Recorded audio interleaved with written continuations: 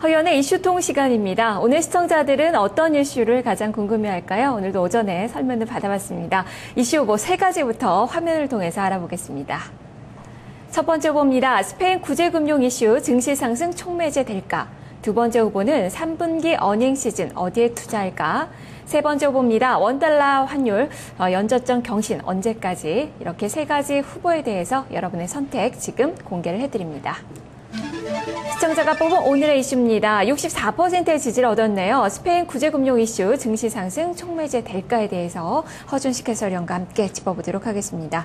허연이 안녕하세요. 네, 안녕하십니까. 네, 지금 외신에서 여러 가지 스페인 관련된 이슈들이 좀 나오고 있는데 구제금융 신청이 임박했다 이런 소식들이 전해지고 있어요.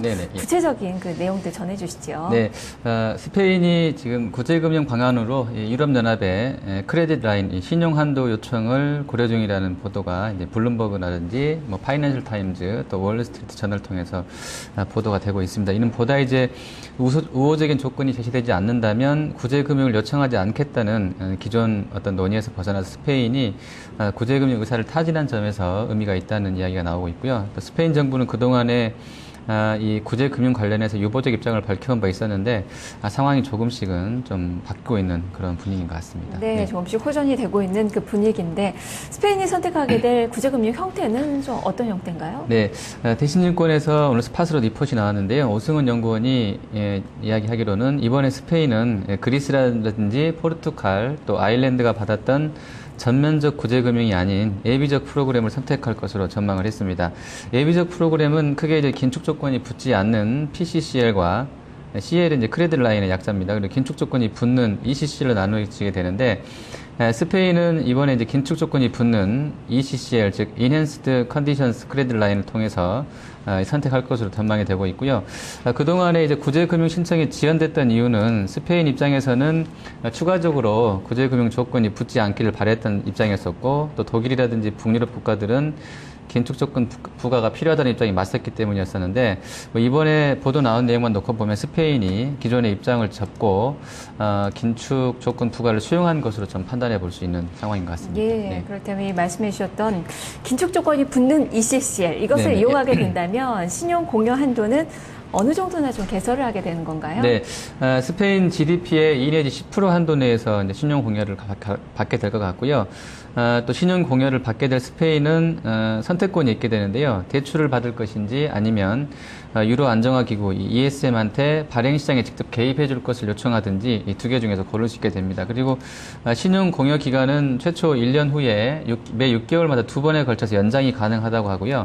스페인은 이번에 대신 쪽에서 전망하기로는 대출 형태보다는 장기채 시장 안정을 위해서 발행 시장에 개입해 줄 것을 원하게 되는 그런 걸 선택할 가능성이 높다고 전망을 했습니다. 이렇게 되면 구제금융 신청으로 인해서 ECB 쪽에서의 단기채 유통시장 개입도 가능해지고요. 또 유로 안정화 기구는 장기채 발행 시장에서 개입하게 되는 형태가 될 것으로 판단이 했습니다. 네. 하지만 여전히 독일 쪽에서는 좀 시각이 좀 부정적이지 않나요? 네, 맞습니다. 독일은 사실상 ESM에 이 1,900억 유로를 출자해야 되는 나라이기 때문에 본인 돈 내가면서 이렇게 하기가 쉽지 않을 겁니다. 그래서 당연히 덩치가 큰 스페인이 들어온다 그러면 조금 부정적일 수밖에 없다고 보고요.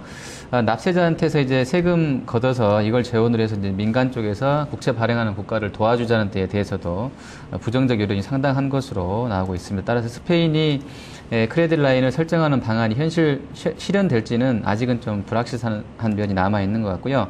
또 독일 쪽에서는 스페인 구제금융 승인을 하려면 의회 승인을 거쳐야 되는데 독일 연정 내부에서 이에 대한 반발도 나오고 있는 것으로 알려져 있습니다. 네, 아직까지 상당히 좀 난제라고 보여지는데 어쨌든 시장은 기대감을 많이 반영을 하고 있습니다. 다만 이러한 가운데 스페인 총리는 지금 이런 언론 보도를 부인하고 있다고 하는데요. 네, 라오이 총리가 이제 스페인의 크레딧 라인 요청 사실이 알려지면서 즉각적으로 앙겔라 메르켈 독일 총리한테 전화 걸어서 이 크레딧 라인 고려하고 있다는 소식이 루머라고 이렇게 말을 했다고 합니다. 네. 또 오늘 스페인 관련돼서 이슈를 보자면 개장 전에 나왔던 소식이 이제 무디스에서 스페인의 신용 등급을 그대로 유지를 했는데 전망도 내렸잖아요. 네, 그렇습니다. 어떻게 봐야 될까요? 일단 무디스는 스페인의 신용 등급을 트리플 B3로 그대로 유지를 했습니다. 무디스가 이제 10월 달에 원래는 이제 지난 6월 13일 날 나왔던 크레딧워치 후속 조치로 스페인 신용등급 강등에 나설 예정이었습니다만 그렇게 알려졌었는데요. 이번에는 이제 그대로 유지를 한다고 했습니다. 그 근거로는 유지하게 된 근거는 유럽중앙은행의 무제한 국채 매입 프로그램이 이제 9월 초순에 나오게 되면서 이 OMT로 인해서 스페인의 국채시장 접근 실패 리스크가 줄어들었고 사실 이제 그거 나오고 나서 스페인 10년물 금리는 거의 횡보하고 있는 상황입니다. 크게 올라가지 않고요. 그리고 스페인이 이제 ESM의 예비적인 프로그램 신청을 하면 오늘 다루고 있는 이런 것들을 신청을 하게 되면 유럽중앙은행이 그전에 그 OMT 국채 매입 무제한 국채 매입 프로그램이 스페인의 국채 수요를 유지하는 도움이 될 것이라는 점도 고려가 된 것으로 보여지고요. 다만 이제 등급 전망은 부정적으로 유지가 되는데 따라서 상황에 따라서는 향후에 신용 등급이 강등될 가능성은 여전히 상존한다 이렇게 좀 보셔야 될 것 같습니다. 네, 이렇게 하나하나 이제 꼼꼼하게 점검을 해봤는데 주제 이슈가 과연 이것이 그렇다면 증시의 상승의 촉매자가 될 수 있을까요? 증시에 미친 영향 어떻게 봐야 될까요? 네, 일단 대신증권에서는 그 이번 재료로 인해서 구제금융 지연과 신용등급 강등이라는 스페인발 최악의 시나리오가 전개될 가능성은 낮다고 했습니다. 낮아졌다고 했습니다. 다만 이제 그 구제금융 시기의 문제라든지 또 방어적인 정책의 한계성을 감안한다고 하면 이번 재료가 코스피를 추세적인 상승으로 돌려놓을 재료는 아니라고 지적을 했고요. 따라서 이제 이번 재료는 기존의 코스피 하단에 대한 지지력을 좀 강화시켜주는 그런 그 안전판 정도의 재료는 할 것으로 이렇게 예상을 했습니다. 네, 하단의 지지력은 강화시켜주는데 상승 촉매제는 또 아니다라는 이야기네요. 말씀 잘 들었습니다. 네, 감사합니다. 네, 이렇게 스페인 구제금융 관련된 이슈에 대해서 살펴보고 있는데요. EU 정상회담이 지금 하루 앞으로 다가왔죠. 여기서의 기대감이 있습니다. 다만 각국의 입장차가 상당히 있기 때문에 이번에도 불협화음이 예상이 되고 있습니다. 해결의 기미는 보이지는 않고 있는데요. 다만 여기서 어떤 이야기들이 나오는지 그것이 첫 걸음이 유럽 재정위기 해결을 위한 첫 걸음이 될 수 있을지를 한번 지켜보시는 것이 좋지 않을까 싶습니다. 이런 이슈톡은 여러분의 참여로 이루어지고 있습니다. 오늘도 선물 받으실 분 알려드려야죠. 오늘 이슈를 올려주신 틴팀파이브님, 감산효과, 낸드플래시가 급등, 반도체주에 대해서 이야기를 해주셨네요.